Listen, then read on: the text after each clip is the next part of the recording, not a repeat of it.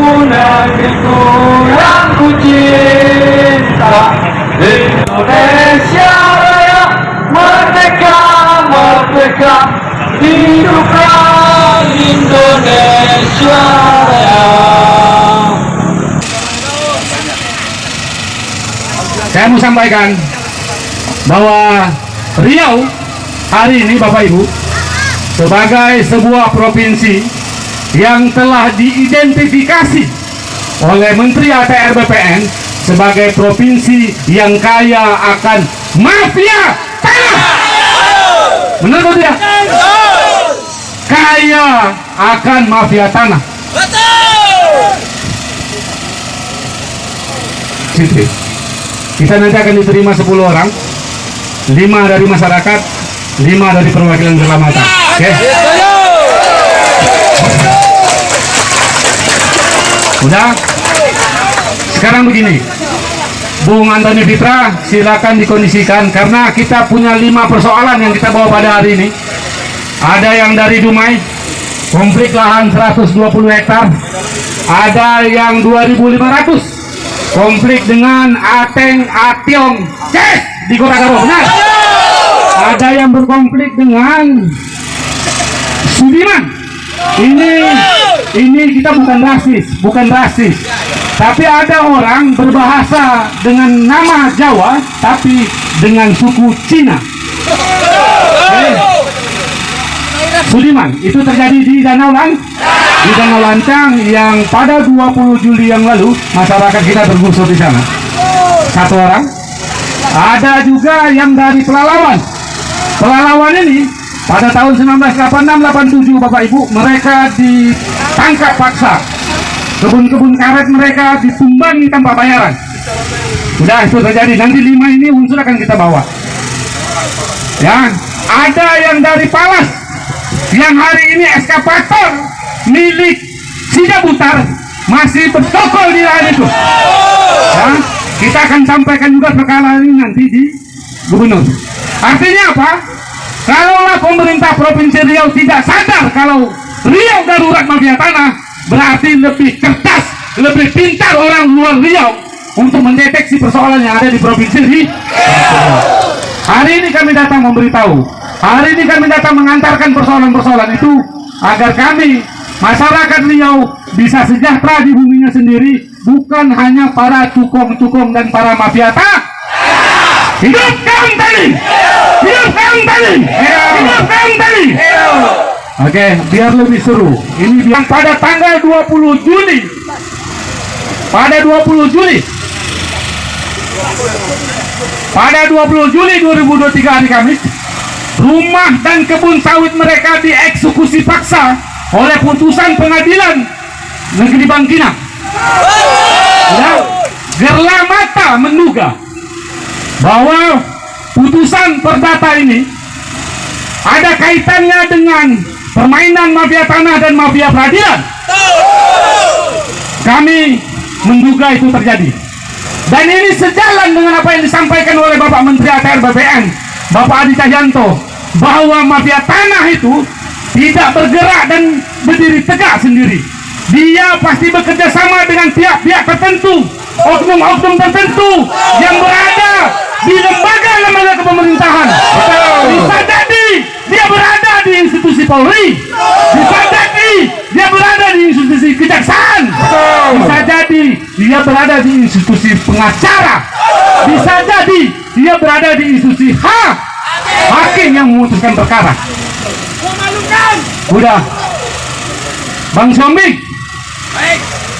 Sombing, perkarangan rumah-rumah masyarakat yang dieksekusi pada tanggal 20, silakan dikeluarkan saja dulu, diperlihatkan.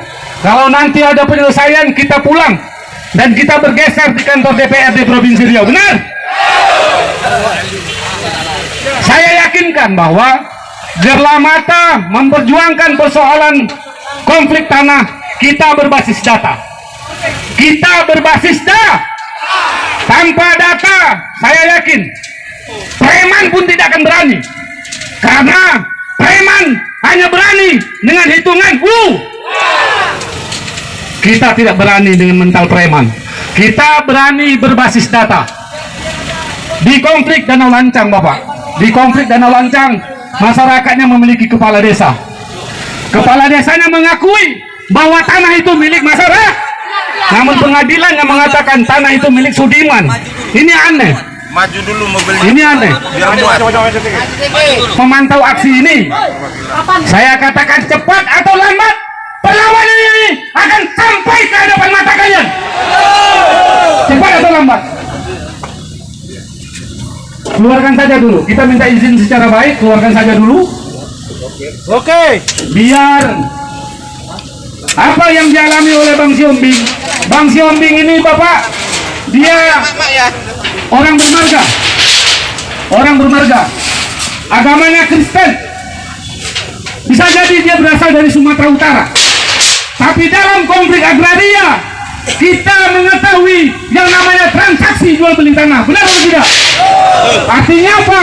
Riau ini kita tidak lagi berbicara soal Batak, soal Jawa, soal Minang, soal Melayu, atau soal suku lainnya. Yang tapi kita bicarakan adalah alas hak kepemilikan tanah. Itu yang kita menjadikan dalil kita untuk memperjuangkan satu. Silakan dikeluarkan saja dulu. Kita berkoordinasi dengan pihak kepolisian. Insya Allah tidak akan ada apa-apa. Tidak akan ada apa-apa, insya Allah.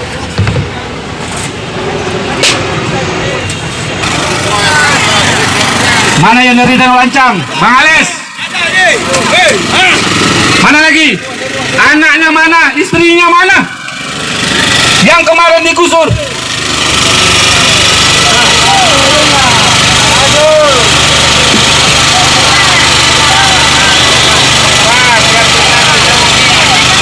Mana? Yang kemarin digusur pada tanggal 20, yang dari Danau Lancang, angkat surat tanah kalian.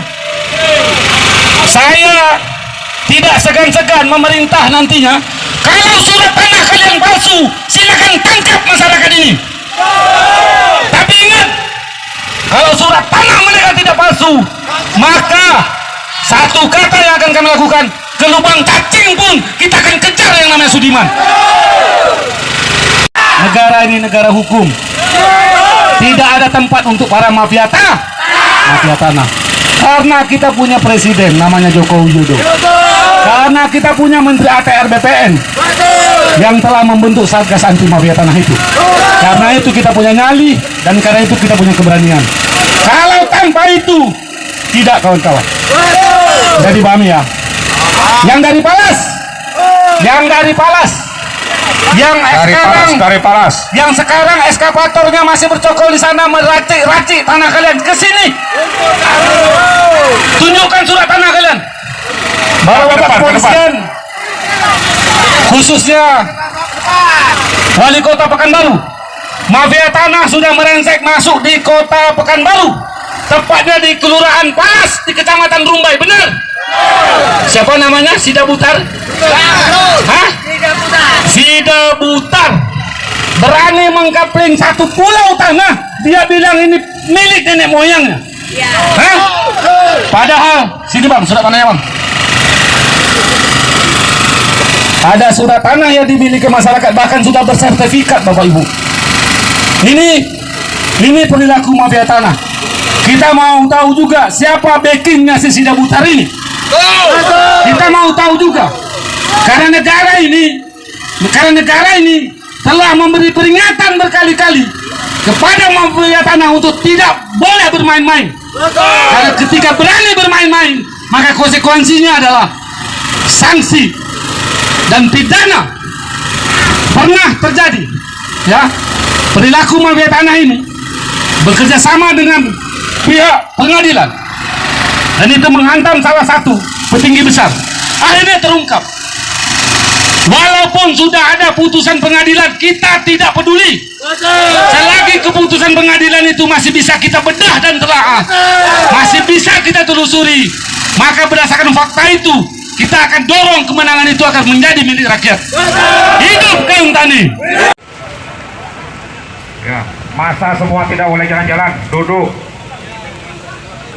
Seluruh kawan-kawan, jangan di jalan istirahatnya, jangan di jalan, ke tepi aja. Di pagar boleh, di situ boleh. Jangan di jalan, jangan ditutup jalannya. Ya. Oke, jangan tutup jalannya. Ya, Bapak Ibu sekalian. Saya yang di tengah sana. Yang penting ada komunikasi awal ada.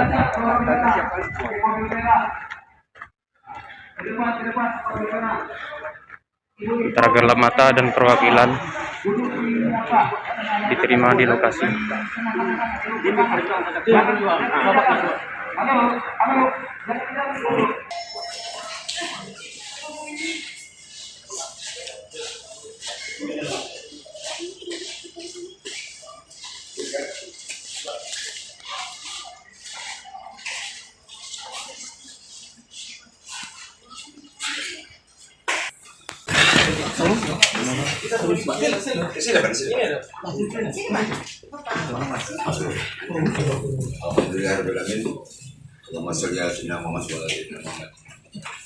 Bapak-bapak, ibu-ibu yang kami hormati, saya Hadi Benandio, Kepala Satuan Polisi Pamong Praja Provinsi Riau, mencoba untuk membuka pertemuan dan audiensi pada pagi hari ini. Kami perkenalkan, ini Bu Eli, jabatan beliau pertama pelaksana harian Kepala Biro Pemerintahan yang memang mungkin ini juga salah satu dalam kita pertanahan. Sekaligus beliau dan mungkin juga adalah Kepala Biro Hukum di pas masalah pertanahan dan juga mungkin ada kaitan dengan hukum. Ada staf beliau Pak Dian Darmadi dan sekali Pak Harimata dari pihak Polresta. Jadi mungkin kira-kira apa yang aspirasi yang Bapak sampaikan sampai kepada beliau, jadi mungkin beliau bisa paling tidak ada gambaran atau mungkin ada pertimbangan atau ada pendapat silakan disampaikan kepada beliau. Mungkin itu yang dapat saya sampaikan. Jadi hari ini kita kan kesini nih, pertama kita menyampaikan bahwa ada 5 konflik ya, 5 konflik, dan konflik itu ada di Kampar 2 konflik, di Pelalawan 2 konflik, di Pekanbaru di Pekanbaru 1. Nah, jadi ada 5 konflik. Nah, 5 konflik ini berbeda-beda ya. Ada yang sama, misalnya kayak apa? Kasus PT Mal itu kan ada kelompok tani dinaungi koperasi, itu lahannya diambil sama PT Mal. Yang kedua PT SL, ini udah lama kasusnya itu 1986. Bisa kami masuk dulu. Ya, berdiri nggak apa-apa. Kampung digusur untuk ekspansi pembangunan kebun kelapa Berdiri sawit. nggak apa-apa kami. Ini kami bisa masuk. Ya kan di sana dalam aksi relawan kemarin kita sudah sampaikan bahwa ada kasus pelanggaran HAM di sana. Kasih aja dong. Karena waktu itu warga di desa tersebut yang laki-laki pada ditangkap itu. Waktu itu perlawan posisinya masih Kabupaten Kampar dan ditangkap dibawa ke Kampar tanpa pengadilan, tanpa apa, dan tanahnya digusur, rumahnya digusur. Kemudian yang di Kampar di Tapuana, Desa Kotagaro, nah itu bupati pada waktu itu Bupati Pak Zaini Johan itu menerbitkan surat untuk kelompok tani 25 kelompok tani, ada lahan sebesar 2.500 hektar. Nah, dalam perjalanannya lahan tersebut beralih fungsi dari kelompok tani itu dipegang oleh Aceng CS, dan kita punya bukti-bukti bahwa ada permainan di sana, ada transaksi di sana yang akhirnya mereka tidak memiliki lahan sana. Lahan itu dikuasai oleh segelintir orang. Dan sekali kami melihat itu adalah permainan mafia tanah. Yang baru-baru terjadi sekitar tanggal 20 kemarin ya. Tanggal 20 itu Pengadilan Negeri Bangkinang melakukan eksekusi terhadap lahan 88 hektar berdasarkan gugatan Sudiman ke Effendi Simatupang. Jadi Sudiman ini menggugat Effendi Simatupang atas lahan 88 hektar tersebut. Nah, bapak-bapak ini yang memiliki surat tanah asli tidak pernah masuk dalam itu, tidak ada dalam gugatan tersebut. Nah, ketika pengadilan sampai ingkrah keputusan di MA, Sudirman mengajukan surat eksekusi. Dieksekusi lahan dan si tergugat sendiri sudah jelas-jelas nyatakan waktu pembacaan eksekusi bahwa saya tidak punya lahan di sini, lahan ini lahan masyarakat. Kenapa di kilo 38 ini ada eksekusi? Nampak itu pemaksaan. Dan kami memandang itu ada serat.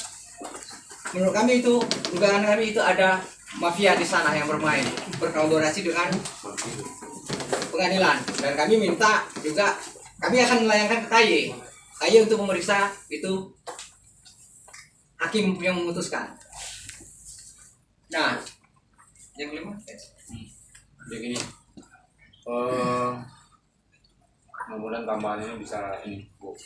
Untuk yang di Danau Lancang, kami ini sudah melakukan investigasi. Kita ketemu sama ini Mama, kita ketemu sama kepala desa, kita dapat pernyataan tertulis, kita dapat pernyataan lisan.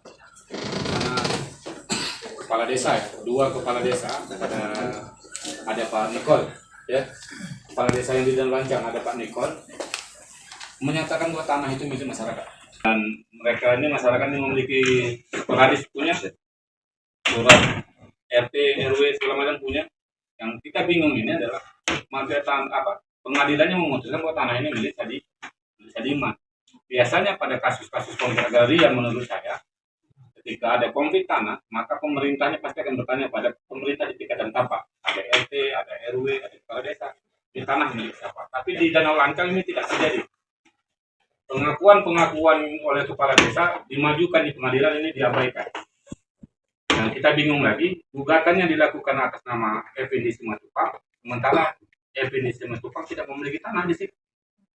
Itu yang jadi persoalan. Dan ini akhirnya menyebabkan kami melakukan upaya perjuangan kembali, walaupun sudah ada putusan pengadilan. Karena sejalan dengan apa yang pernah disampaikan oleh Menteri ATR BPN, bahwa mafia tanah itu bekerja sama dengan banyak unsur.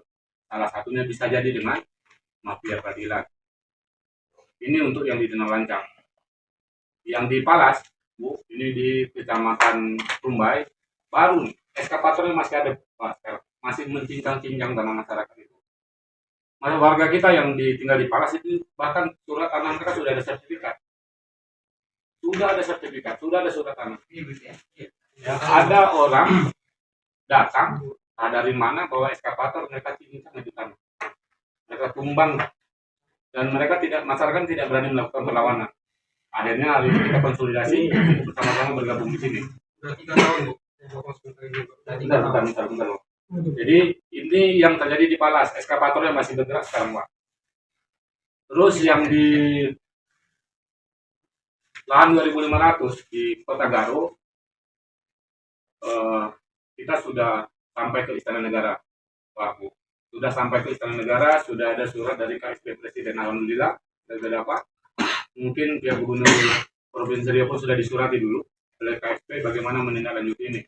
Di perjalanan kami, alhamdulillah nanti data ini juga akan kami serahkan ke pihak Polda Riau. Kami sudah dapat semua bukti-bukti indikasi mafia tanah itu dipermainkan oleh Victor Manurung. Kita sebutkan saja namanya. Ini sudah dapat, nanti kami serahkan.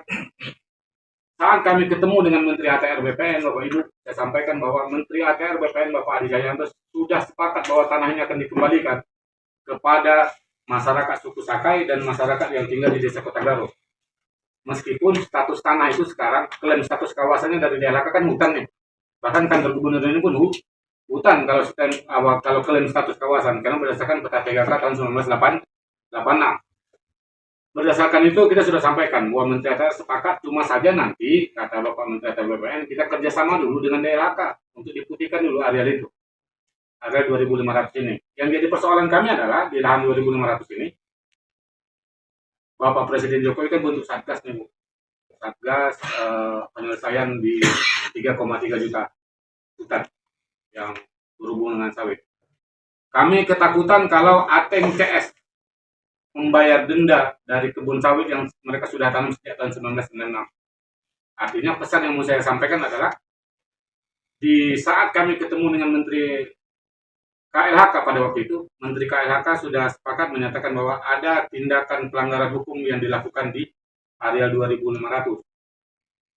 Dan sejatinya kasus ini juga sudah masuk dalam aduan KSP Presiden di 244 kasus yang menurut kami lahan ini kalau seandainya Ateng CS bisa termakan uangnya oleh Satgas dengan membayar denda, kami pikir ini lagi-lagi ada permainan kembali.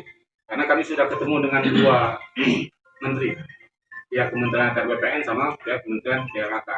Buktinya kami sudah siapkan, nanti kami serahkan.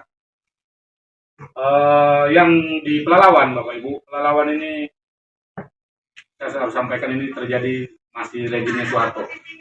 Rejimnya Soeharto. Pada waktu itu tahun 1986, 1987, masa masyarakat kita ini di 3 kecamatan. Ada Pangkalan Lesung, ada Kerumutan dan Ukui. Ini mereka dibantai kalau bahasa kami. Dibantai, kebun karet pada waktu itu ditumbangi secara paksa. Laki-laki kalau ada yang keluar melakukan perlawanan ditangkap, itu dipenjara di Kabupaten Kampar, Bangkina. Oke, surat tanah mereka berdasarkan kesaksian masyarakat dibakar. Dan kapan masyarakat ini terakhir bisa mendapat tanah kembali? Ini sangat sedih sekali nih faktanya. Sejak adanya program transmigrasi tahun 1988. Ya, 1988. Ada program transmigrasi, barulah orang-orang Melayu ini ditumpangkan, Bapak. Lewat program transmigrasi dikasihlah tanah 2 hektar 1 kaplik. Itu pun bagi yang mampu bertahan saja. Dan ini yang kemarin alhamdulillah sudah kami sampaikan ke DPRD Kabupaten Pelalawan, dan ini sebenarnya sudah direspon secara baik karena memang DPRD Pelalawan pada waktu itu ada Pak Imustar kalau tidak salah, Imustiar, yang kebetulan Bapak Ibu orang tua Bapak Imustiar ini sebagai korban juga pada tahun 1986-1987. Jadi agak sedikit mudah memang yang di Kabupaten Pelalawan ini. Yang sulit ini sebenarnya di Danau Lancang karena kita berhadapan dengan putusan pengadilan. Tapi akan lebih mudah menurut kami kalau pihak gubernur memanggil kepala desanya, memanggil RT RW-nya, memanggil nenek mamanya. Fakta itu kalau diangkat nanti kita selesaikan, benturkan dengan pihak pengadilan, selesai. Dan mungkin itu saja dulu pengantar dari kami.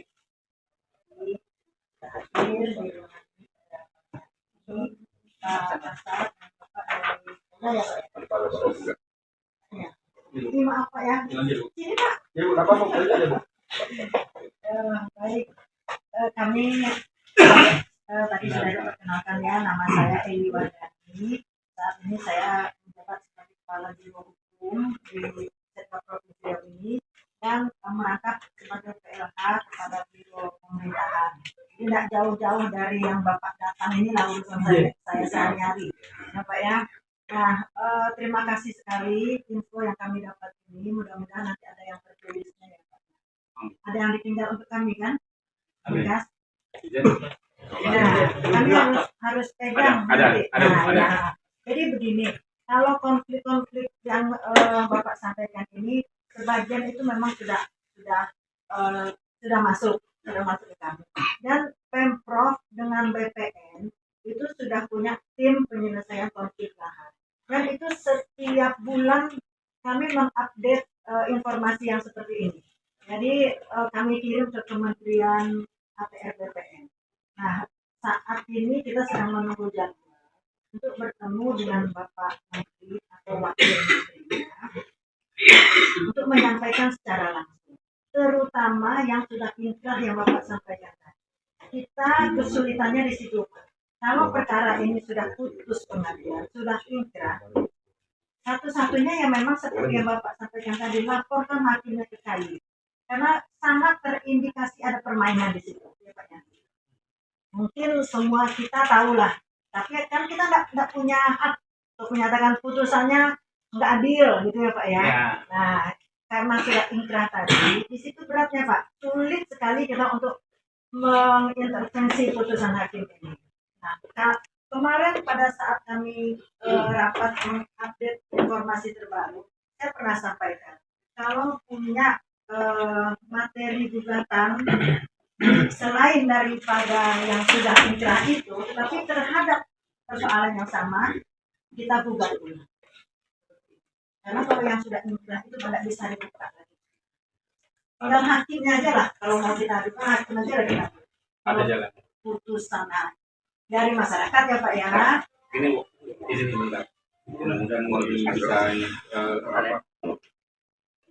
Saya mengikuti perkembangan alur main semenjak Presiden Jokowi menjabat dan menjadikan Bapak Hadi Cahyanto sebagai Menteri ATR BPN.